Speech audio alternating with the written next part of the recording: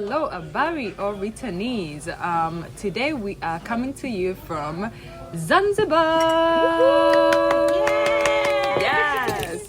So if you hear any noises in the background, it's because we are having breakfast here in Zanzibar, in Jambiani, Zanzibar. And we do have a special guest coming on. But before that, yes, Returnees of Tanzania, we are here. This is Justa here, and I have with me Nema, and also the beautiful Binti Dai is here.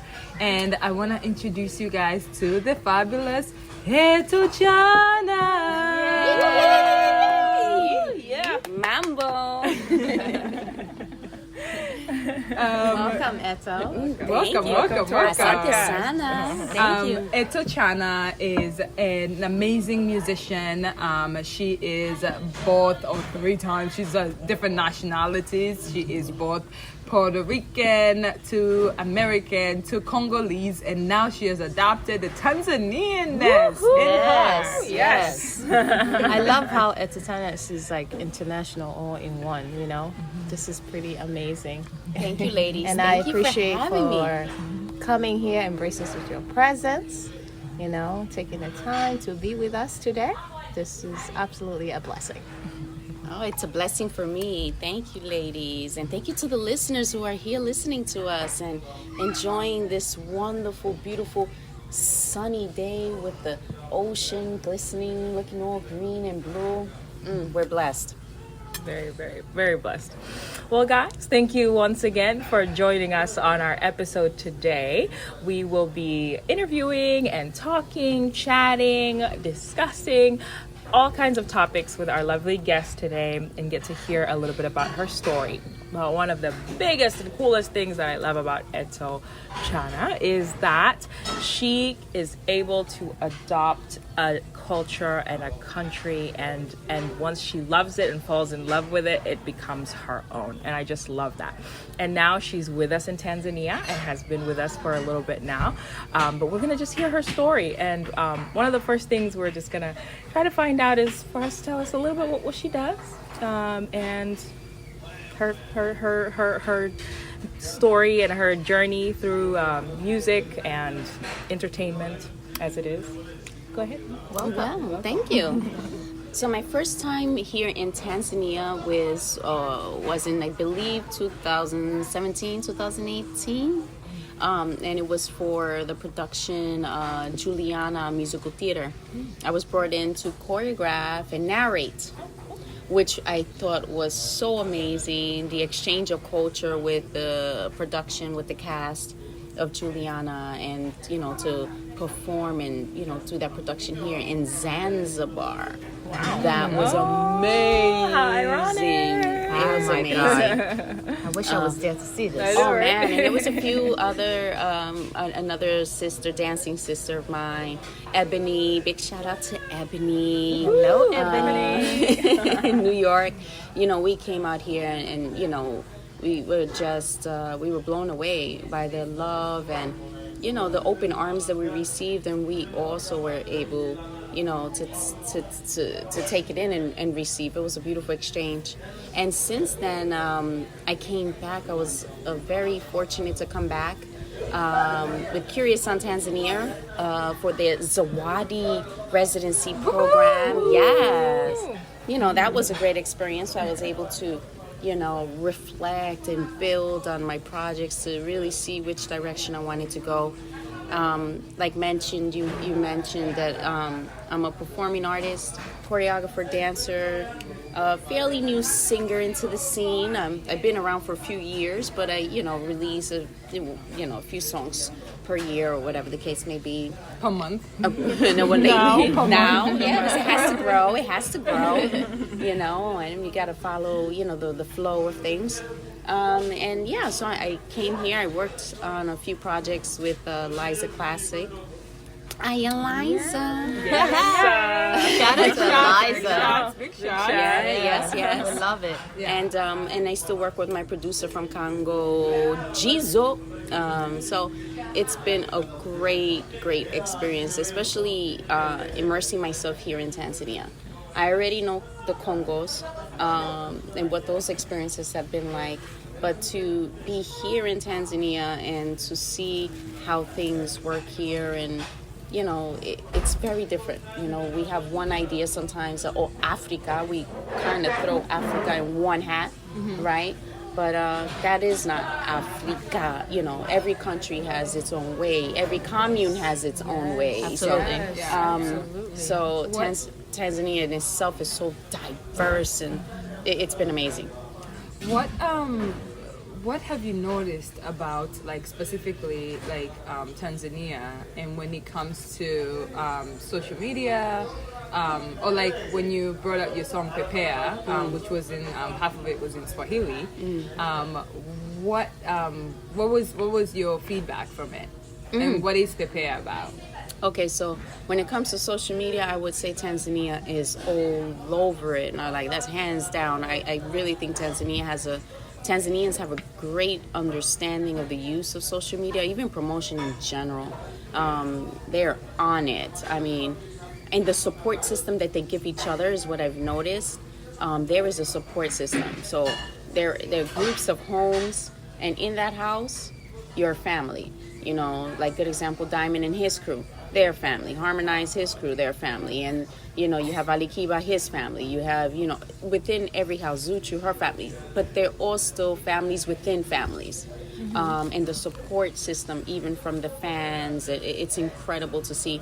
And I see that kind of build-up happening for me, especially with my efforts in singing in Swahili and Pepea. Because that was a lot of work. I remember tearing up. And the producer saying to me, Liza saying to me, "Are you sure you want to do this in Swahili?" And I'm like, it has to be. This has to be in Swahili. And all efforts were made to make that happen, down to pronunciations and kind of messing up pronunciations. But needless to say, the effort was there. But the support that I had to do it. And Justo was very, Eto'o, you got to do this, you got to do that. So the support system around me has been, very strong. And that's what I noticed here in Tanzania, that everyone supports everyone. And it's not because, she's from outside, or because of whatever stereotypes might, follow when a foreigner comes back home. It's more because it's genuine. And that's all I've been seeing. Genuine love, genuine respect, genuine criticism, ideas to try to help me become better. I believe people see potential, and that's why they're stepping up to the plate and saying, hey, we're going to help you. You could do this. We know somebody that can help you do that. We know somebody who could train you do this. So it's nothing but, I don't think people would do that if they didn't see that there was something there. And Tanzania has been, I could say, at the lead in the forefront of this race of support and guidance. It's really good. It's really good. I wanted to just go back to a certain point you made, which I think it's really cool that you found a positive space here within the social media, just support that you found here. I'm excited to hear that. One thing I would like to ask, because I know you've lived in other countries here in Africa, and I think I'd love to hear your take on being here in Tanzania, and being here in Tanzania and in compare. Sorry.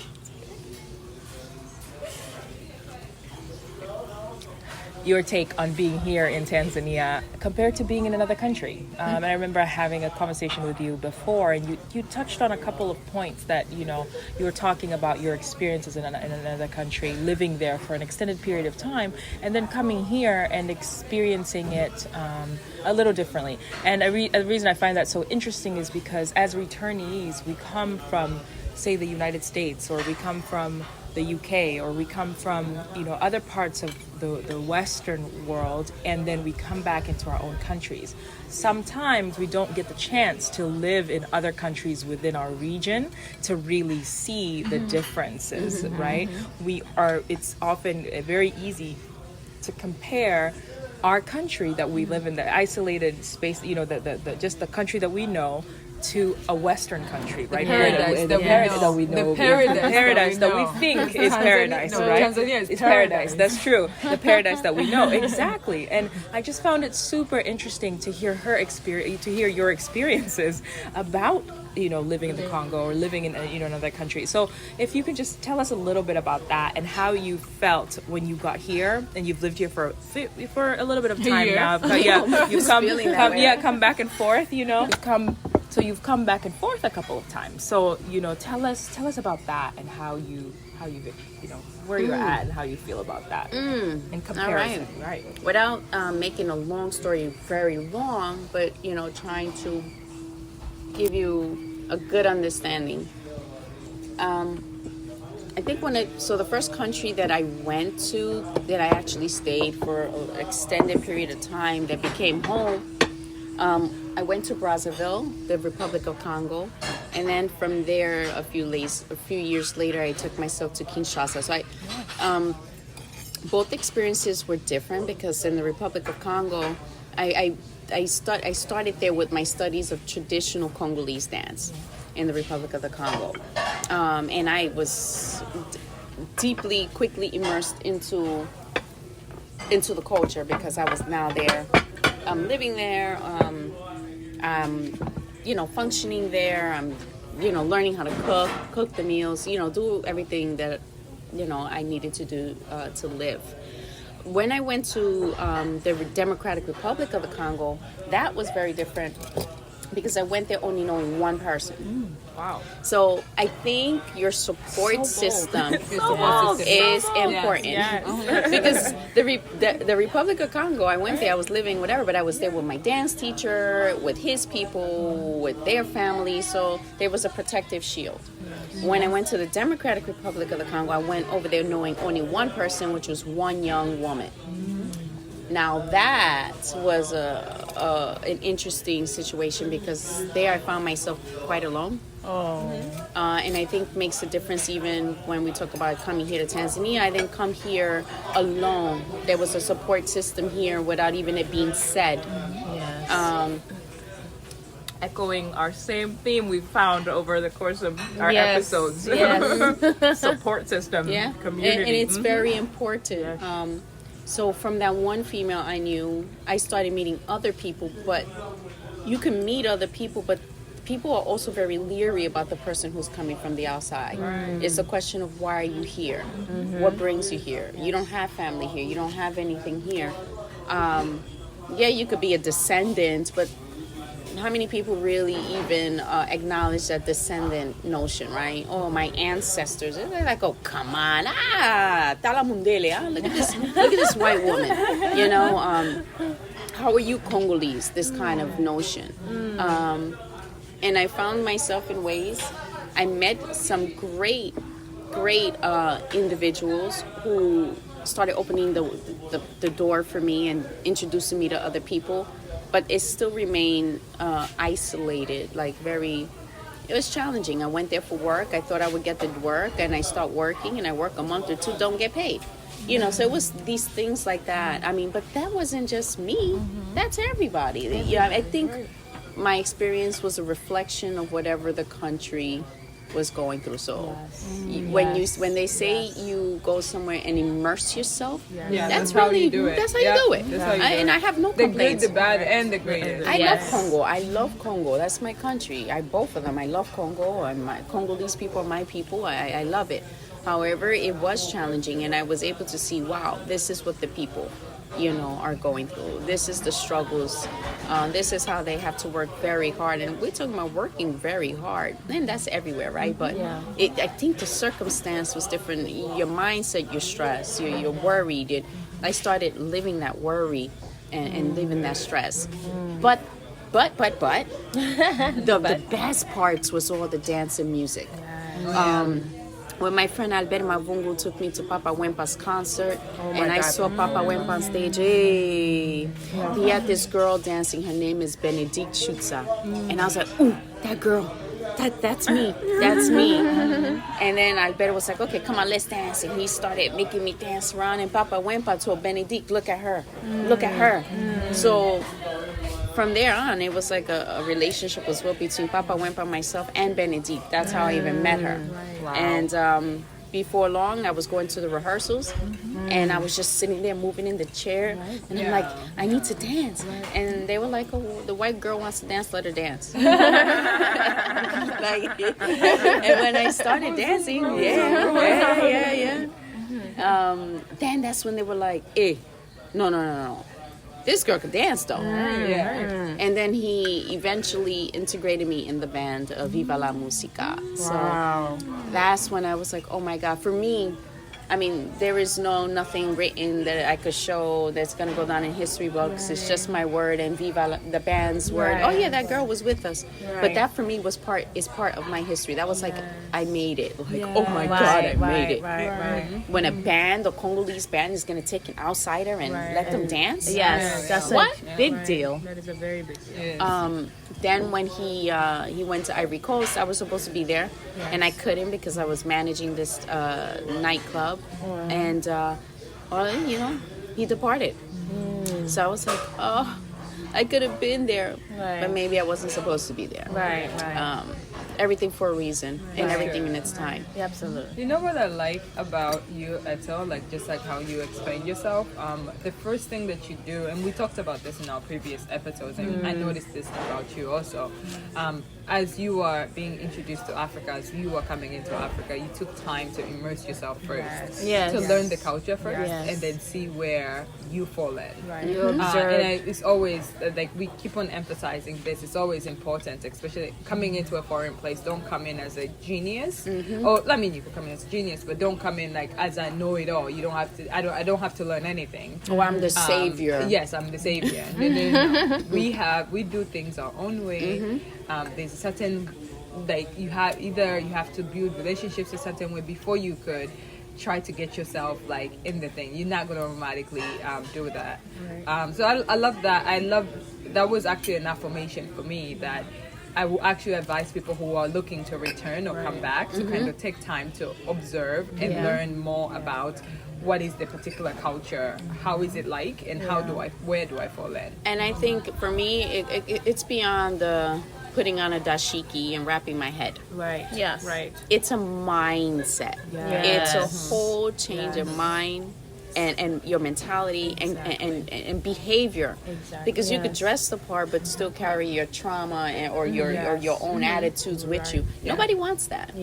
Especially coming in as a diaspora. Absolutely. Definitely. So how do you feel about Tanzania and being here?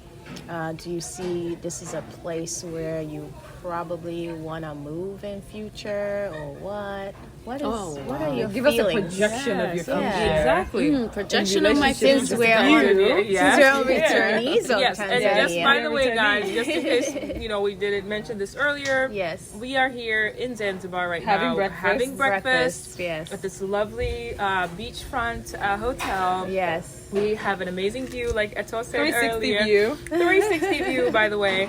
So if you hear the noise in the background, that is what. Our lovely forks, because we're having breakfast. Cheers. We do apologize. This is as real as This is as real as you can get. Yeah. So yes, Eto'o, do tell us. What's your projection? I recently told someone I will die in Africa. Oh my God. I will be, if I'm cremated, if it's a thing and it's allowed, my ashes partly in Africa, in a certain country, and the other in Puerto Rico. I gotta, pay my respect and homage to the land. Yes. So that's how I envision my departure. So do I see myself growing as an old lady saying, hey, ¿Qué van a yo, huh? Watch yourself. I'm watching you. I'm going to tell your mother. Yeah, it's definitely in Africa. If I could let it be Congo or Tanzania, those are my two options. But you see, for me, Congo, Tanzania, they're right next door. Yes, so they to me, if I'm in Tanzania, I could easily go to Congo. Absolutely. If I'm in Congo, I could easily come into Tanzania. Yes. But Tanzania is just, it's really something. It's just the mixture of the cultures and how it all overlaps and intermingles together. I mean, I remember seeing some, I'm Tanzanian. I'm like, where are you really from? I'm from Somalia. But okay, hey, I love it. It's just like, it's just so beautiful. And I mean, it makes me even change my perspective of me, how I see myself as a woman, right? What's important for me as a woman. Like, I know that in the entertainment industry, I have to follow the trend, right? And sometimes I fight with myself. You know, I'm not 20 years old, 25 years old. Let's keep it real. I'm a grown woman. But how do I project myself, right? What is it that's going to so-called sell? What is it that's going to make me that next, or get me that next dollar, right? Because it seems like that's kind of what it is, right? What's popular culture? And how can I stay in the mainstream and be of importance or of impact? And sometimes I think that, you know, maybe showing up, should we show a little more legs? Should we do a little more, you know, twerk, twerk, twerk? You know, should I say certain things or act a certain way? Like, yo, son, I'm saying though, like, you know, what is it that is going to be appealing? But if I try to follow that, oh man, I'm gonna find myself trying to reinvent myself for all the wrong reasons, and I'm never really gonna capture people who are invested in me. So being here in Tanzania makes me think about myself as a woman and like, okay, what is it I'm saying? I remember saying to Justo when I was doing my latest photo shoot with Keegan. Shout out to Keegan. Keegan, good job. I was like, Justo, Love it. She was like, what about this? And I said, but what am I saying? Because now that's what it is. What is it I'm saying? Now, yeah, mind you, I could talk about some stuff in my songs. I could do some certain things. But that's me coming from my grown-up self, my grownish self perspective. And I'm, as a woman, we can talk about certain things. We can talk about love, sex, heartbreak. We can, but it's how it's done for me still. I could be sexy, I'm using the fingers, or sensual. But what is it that I'm saying, right? I think it's all about that. And this being in Tanzania has really made me reflect on that. Who am I? What is it I'm trying to say? And what am I trying to say for other women? Not just the younger women, but the women in my age group. Even older. What am I, what is it then? What you're saying is live your life freely and just enjoy it, wherever the place is. That's it. And Tanzania allows you to. And Tanzania has provided that opportunity, especially now in 2021. I came here the end of December. Where COVID, we all know 2020 was rough, and I felt like, oh my gosh, artistically I'm dead. But I wasn't the only one. Right. Many of us, and we had to figure out other ways of trying to make things happen for ourselves. So Tanzania has provided that opportunity for me to reset, reevaluate, revamp myself. So thank you. Tanzania, I think said what I said when I said it. Well, thank you so much, Eto'o. That was beautifully and well said. We definitely always looking for different perspective, and just kind of being able to share this journey of like what returnees is all about. It could be a returnee from anywhere, but we are coming into Tanzania, and whoever is coming into Tanzania would love to speak to you guys to learn and hear about your stories of like traveling here to Tanzania or like returning to Tanzania. Oh my God, we just got this really good breakfast. Big I wish there was a camera to kind of like capture this. Oh my God. Maybe we should capture and follow our Instagram. Oh yeah, follow our Instagram to see what this whole thing is all all about. the videos of Tanzania. We'll hashtag it, Returnees of Tanzania, so you can see what we're having today. Well, ladies, thank you for having me. And thank you, listeners, for listening. Once again, I am Eto'o Tsana. You can follow me on Instagram.